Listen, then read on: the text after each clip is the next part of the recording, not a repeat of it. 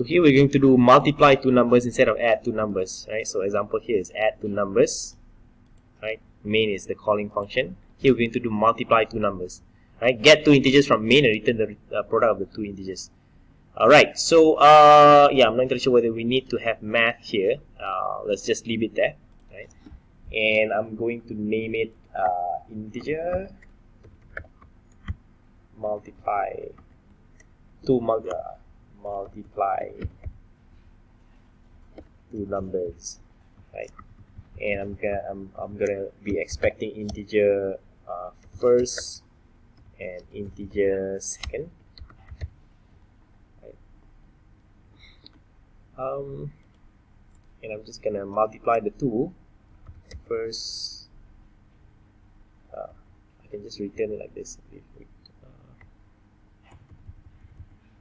Right, so you can just simply do like this. For example, return first times second. That works too, right?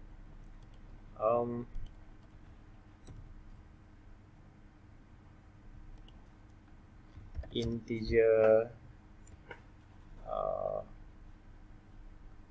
1 and 2, and then product or something. Alright, so please enter two integers. Please input two integers, and we'll just cin 1 and 2, right? So we get the two integers, right? Then we'll just get the product is multiply two numbers.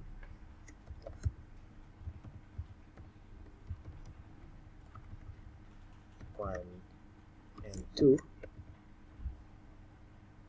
See out 1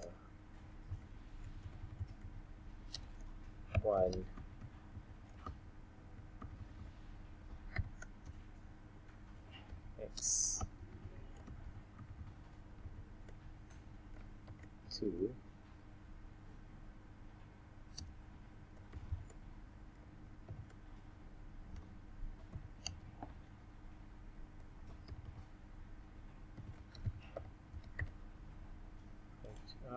multiply product is alright.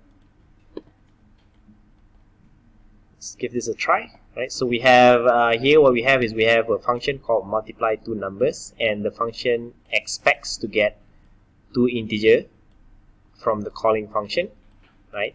And what it will do is it will just multiply the two and then return that value to the calling function. So in this case, the calling function is main.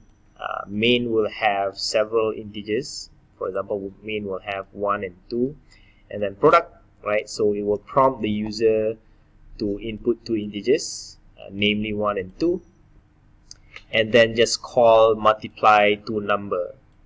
Call the function and then send 1 and 2 over, because multiply two number is expecting two integers to be sent over, and then once that is sent over, this value will be stored inside product. Then we can use it as an output. Let's see if that works. Right. So 7 and 12, for example. Right. Ooh.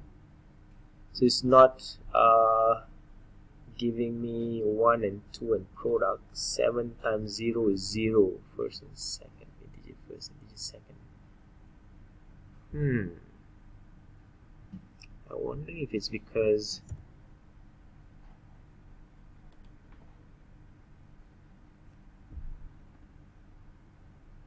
we accepted 7. So it's not accepting the, or rather